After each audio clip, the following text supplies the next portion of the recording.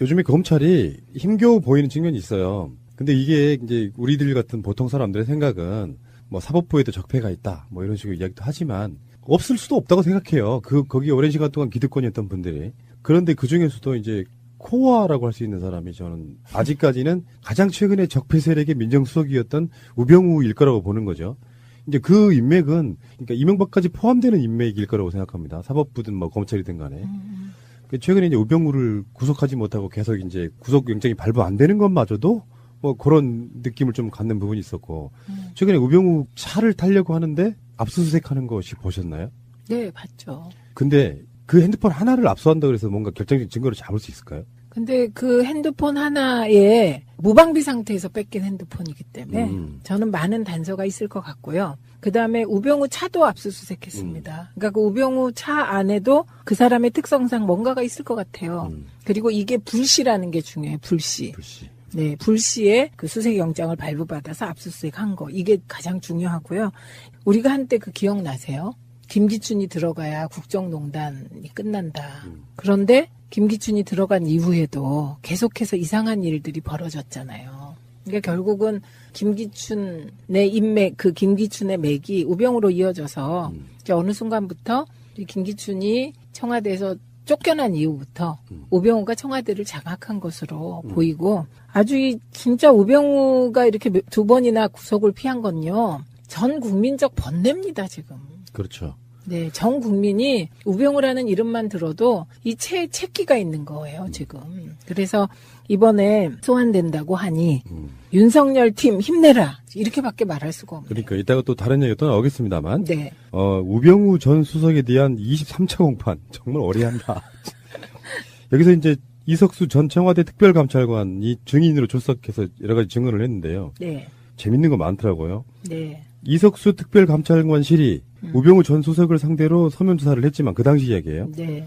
우 씨가 서면 조사 용지에 서명 날인도 하지 않고 질문과 답변을 달랑 한 장짜리로 되돌려 보낸 사실이 있답니다. 예, 요 답변의 내용도 예, 답변 내용이 뭐냐면 이 우 수석에 대한 감찰이 얼마나 부당한가를 답변한 거라고 합니다. 그러니까 물어본 내용을 답하지 않고 예를 들면 뭐 아들 꽃보직 특혜 의혹에 네가 무슨 일을 했냐, 니네 가족 정강은 뭐 어쩌고 저쩌고 이거 하나도 답하지 않고 우수석에 대한 감찰이 이게 부당하다는 얘기만 했다는 겁니다. 그러니까 이미 이 정도 되면 우 전 수석은 치외 법권을 넘어 대한민국 꼭대기에 있었던 게요. 박근혜 전 대통령도 구속됐잖아요. 그러니까. 그런데 우병우는 구속이 안 되잖아요. 두 번째. 그러니까 민정수석실의 비서관이에요. 윤장석 비서관이 우 전 수석의 변호인처럼 행동했다는 증언도 나왔는데 네. 우병우의 대리인 같은 걸로 마크맨 일종의 네. 이제 특별감찰실의 감찰들을 막아내는 역할로 윤장석이라는 비서관이 굉장히 뭐랄까 좀 거만하고 뭐 그랬었나 봐요. 그거는 뭐 원래 그런 거 아니에요? 같이 일하는 그 윗분을 쫓아가는 거 아닌가? 그래갖고 저는 진짜 그 영화에 나오는 거만한 검찰의 표정, 눈빛, 태도, 걸음걸이 하나가 다 우병우 전 수석에 딱 맞아 떨어지더라고요. 그러니까 우병우와 일한 윤장석 민정비서관도 비슷한 패턴을 가지지 않았을까 싶어요. 그러니까 당신들 하는 거 불법이야 막 이런 식으로. 네, 네. 아니 이제 특별감찰관실은 또 청와대 밖에 있잖아요. 약간 좀 대리원 자식 느낌 그런 거라 실제로 특별감찰관은 일종의 민정수석 등의 청와대 비서들한테는 조금 더 위에 있는 조직이어야 그렇죠. 되는데 아래를 내려다보듯 하는 그런 방식으로 대하니 어떻게? 그러니까 그거는요, 실제로 법적인 지위는 특별감찰관이 높죠. 왜냐하면 특별감찰관은 그 우리가 대선 때마다 이게 노무현 대통령님의 수건 사업이기도 했는데 검찰의 권한을 분산시킬 공수처를 두자. 이거는 오래된 논의거든요. 우리가 공수처를 하자. 그러면 저쪽에서 내걸었던 게 상설특검이었어요. 그리고 상설특검하고 특별감찰관 제도를 같이 내걸었다가 상설특검도 특검법이 통과됐는데 유야무야 되고 이게 특별감찰관만 공약으로 이행한 거거든요. 박근혜 정부가. 그러니까 공수처를 하자 뭐를 하자 이러다가 특별감찰관을 두게 됐고 그가 하는 일이요. 박근혜 대통령의 친인척 그다음에 청와대 수석들 감찰하는 거니까 얼마나 센 자리예요. 그런데 우병우 전 민정수석이 더 법적으로는 낮은 지위인데 더 높은 지위에 있었다는 거죠. 그거 왜 그랬을까요? 박근혜 전 대통령이 우병우에게 힘을 실어줬기 때문인 그렇겠죠. 거죠. 네. 그러니까 저는 뭐 이게 좀 너무 이제 확대 해석일지 모르는데 진짜 문재인 대통령 이분은 하늘이 도와요. 보실래요? 최근만 보면 결과적으로 그렇다는 거예요. 네. 세월호 6.25 은폐가 나왔잖아요. 네. 그러니까 막 자유한국당 같은 야당들이 공격을 했죠. 웃기죠, 그게. 근데 사회적 참사법은 반대할 수가 없잖아요. 그렇죠. 그러니까 그게 통과되고 지금도 지금 공수처에 이제 논란이 막 시작되고 있는 타이밍인데 이런 이슈가 좀 터지면은 네. 그러니까 공수처 만들자고가 되더라고요. 그렇죠. 그러면서 굉장히 기가 막힌 게 뭔가 있어요 보면. 네. 하늘이 돕는다는 갑자기 우주의 기운이 간절하면 우주의 기운이 그 우주의 기운은 인이 원래 기운이 그런 것 거예요? 같아요. 그러니까 박근혜 전 대통령의 그 모든 말은 인이에게 통하는. 그게 예언하신 분이지. 그렇지. 예언자. 간절히 원함이 이루어지는. 네, 그게 다 이쪽으로. 이게 결국 민심과 통했다, 뭐 네. 이런 건데요. 지금 공수처 얘기하셨으니까 잠깐만 짚고 넘어가면 저는 정말 자유한국당의 논리가 무논리라고 생각을 해요. 왜냐하면 이렇게 얘기하는 거예요. 검찰은 충견이다. 공수처를 만들어서 맹견을 풀려고 한다. 그런데요, 그 맹견의 대상이 대통령이에요. 그러니까. 예, 그래서 저는 자유한국당은 맹견을 풀어서 대통령을 감시하는데 적극 나서야 될 것 같아요. 그러니까요. 그리고 제가 그래서 심지어 혼자 제안까지 했잖아요. 국회의원 빼자, 공수처법에서. 빼면 되잖아. 그러고라도 해야 돼요, 공수처는. 국회의원은 누가? 그냥 검찰이? 검찰이 하던 하니까. 예, 검찰이 하기 때문에 국회의원 빼면 되고요. 근데 예. 그게 국민적 감정으로 받아들여지겠어요? 국민적 감정으로 국회가 욕먹죠. 그렇죠. 그런데 말이 안 되니까요. 지금 검찰은 충견이라 싫고 뭐는 몰아서 싫고 뭐는 몰아서 싫고 그리고는 특검법 발의하잖아요. 에이씨. 자, 그 다음에 이제 그 우병우 아들 의경에 있어서 뭐 꽃보직 특혜라든지 뭐 이런 이야기가 나왔는데 그게 그런 것 같아요. 청탁을 해당 경찰관이 청탁을 받은 건 사실이지만 누가 청탁했는지 말할 수 없다고 버티는. 이제는 말할 수 있다. 네.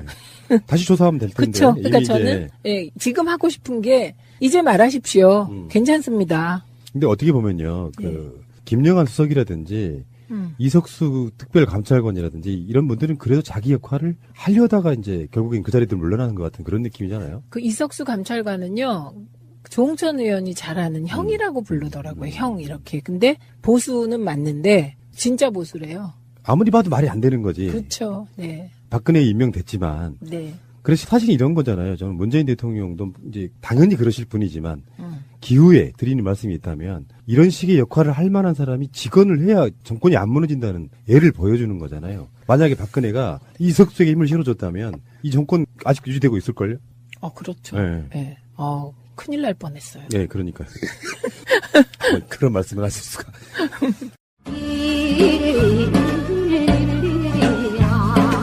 제가 MB 아바타입니까? 아니면 아니라고 본인이 해명하십시오. BBK라는 수자 자문회사를 설립을 하고 여러분 이거 다 거짓말하는 걸 아시죠?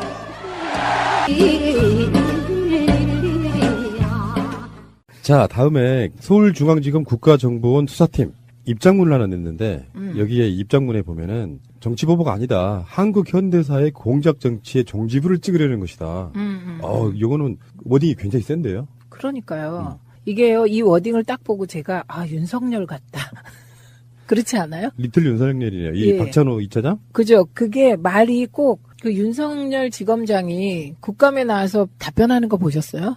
예, 말이 길지가 않아요. 그렇지. 단순 명령 화끈하죠. 네, 그냥. 그리고 원래 검사는 좀 그래야 될 것 같아요. 그런데 저는 요거를 보면서 야, 검찰이 기한 죽고 열심히 하는구나. 그래서 우선 되게 기분이 좋았습니다. 그다음에 오늘 또 하나, 오늘 그 속보 뜬 거 보셨죠? 예, 속보에 보면 김태효 전 비서관. 압수수색한 거? 예, 압수수색했습니다. 이 김태효 전 비서관이 김관진과 이명박을 잇는 징검다리입니다. 진짜 중요한 인물이에요. 네, 그런데 지금 김태효 전 비서관에 대한 수사가 불가능하지 않겠냐. 김관진이 석방되면서 이런 얘기가 나왔거든요. 그런데 검찰이 꿋꿋하게 김태효 전 비서관 사무실을 압수수색했다는 소식을 들으면서 검찰이 기죽지 않고 그냥 온마이 웨이 하는구나. 그래서 진짜 격려를 하고 싶은 마음이었고요. 근데 하나 약간 의심이 들긴 해. 뭐가요? 뭔지 아세요?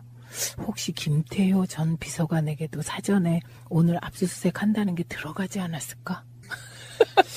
지금 나오는 이야기로는 검찰에 있어서 우병우 라인은 다 이제 보직을 변경했다라고 이야기하는데 했는데 우병우, A 수사관. 우병우 라인이 아닌 누군가 있을지도 모른다. 아니 아직 남아 있다고. 그렇겠죠. 이번에 네. 드러난 것도 그 지금 현재 검찰 내 우병우에게 정보를 전달하는 소수지만 몇 명의 우병우 라인이 남아 있다. 그 중에 한 명은 검찰 간부다. 요렇게까지 지금 나왔거든요. 그래서 어려운 거죠. 네. 김태효 씨는 사실 김관진, 원세훈 이런 좀 거물급들 그 중간에 있는 이동관이나 네. 김태효 이런 사람들이 지금 이명박을 엮을 수 있는 고리인데 압수수색을 일단 했다는 것은 어느 정도 뭔가 물증이 있다는 뜻이잖아요. 어떤 단초는 있다는 뜻이잖아요. 이미 단초는 나왔죠. 왜냐하면 그 증언이나 증거가 김태효 전 비서관이 주재해서 사이버 댓글과 관련한 이런저런 행위를 했다는 게 나왔습니다. 그런데 그럼에도 불구하고 김관진, 그다음에 그 국방부 정책실장, 이게 다 이제 임관빈 실장까지 풀려나다 보니까 이게 김태효 전 비서관 수사도 못하는 거 아니야? 이런 얘기가 돌았다는 거죠. 김태효 씨가요. 그 천안함 사건 나고 나서 북한의 사람들 만나가지고 당신들이 했다고 해달라면서 동풍투가 된 그런 인물이에요. 그러니까 이명박이 굉장히 상당히 많이 오염시켜 놓은 인물이에요. 이 인물이 인간적으로 어떤 양심선언 비슷한 거 하면 이명박에는 바로 들어갈 수 있습니다. 김태효. 그러니까 이게 그 어떤 불법성이나 비리 같은 건요. 많은 사람과 공유를 못하니까 핵심 인물, 어떤 자기가 뭔가 좀 가려야 되는 사안에 대해서는 그 인물을 시키게 돼 있거든요. 실행범이라고 그럴까? 실제로 그렇죠. 움직인 실행범. 그러니까 보통 우리가 이제 일을 실행하는 팀장이 있잖아요. 팀장. 그 사업에 그 팀장 비슷한 역할이었던 거죠. 그 수석 정도 지낸 사람들은 좀 힘들다고 보고 비서관 수석이 정도예요. 움직이면 눈에 띄니까. 그러니까. 네. 그러니까 김태효가 지금 굉장히 코어라고 좀 보여지는데 어쨌든 검찰이 정치보복 아니다. 공작 정치의 종지부를 찍으려는 것이다. 이렇게 이야기, 물론 당연히 이렇게 이야기를 해야 되겠지만 입장문을 냈다고 하는 것은 그만큼 그쪽에서도 시달리는 여러 가지 것들이 있다는 뜻이겠죠. 아, 그렇죠. 네. 그리고 진짜 지금 말씀 잘하셨는데요. 검찰이 이례적으로 이렇게 입장문을 낸다는 거는 우리 맞짱 뜰 거야. 이겁니다, 공개적으로. 이게 입장문을 안 내고 조용히 수사할 수 있는 풍토가 지금 안 되고 있다는 거잖아요. 특히 이제 최경환의 이제 방탄특검? 의원님이 그 용어를 만드셨더라고요. 네, 제가 최초로 네, 만들었습니다. 그게 이제 방탄특검 일반 명사가 됐어요. 네, 제가 어떻게 얘기했냐면요. 살다 방탄 국회는 봤어도 방탄특검법은 처음 들어본다. 제가 그렇게 얘기하고 그 다음날 아침에 추미애 대표가 최고위에서 그 말을 똑같이 하셨더라고요. 그래서 저작권은 최민희에게. 자, 이 말씀을 쓰실 분들은요, 5원씩만. 한 번에 5원씩이에요. 그런데요, 이거는 쭉 이 내용을 새날에서 녹음으로 남겨놓을 필요가 있어요. 한번 읽어보세요.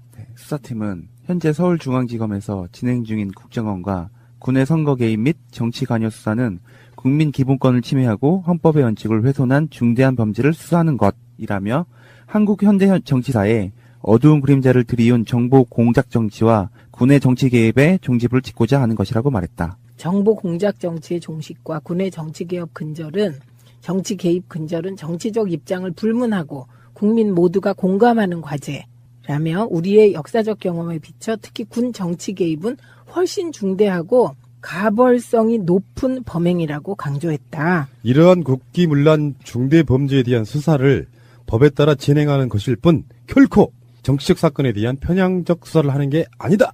예, 이렇게 얘기를 해서 사실 이런 것도 있잖아요. 의도성만 놓고 보면 검찰은 공수처에 의해서 수수당하지 않을 필요성 그런 측면도 있어서 뭔가 훨씬 더 선명하게 나가려고 하는 것 같긴 해요. 당연히요. 그래서 중요한 건요. 권력기관끼리 싸우게 해야 돼. 그러니까요. 경쟁하고요. 힘없는 사람들은 도와줘야 되고. 맞습니다. 네. 자, 방탄특검 영어의 창시자 시민의원과 함께하고 있습니다. 자, 알겠습니다. 1부 마치고요.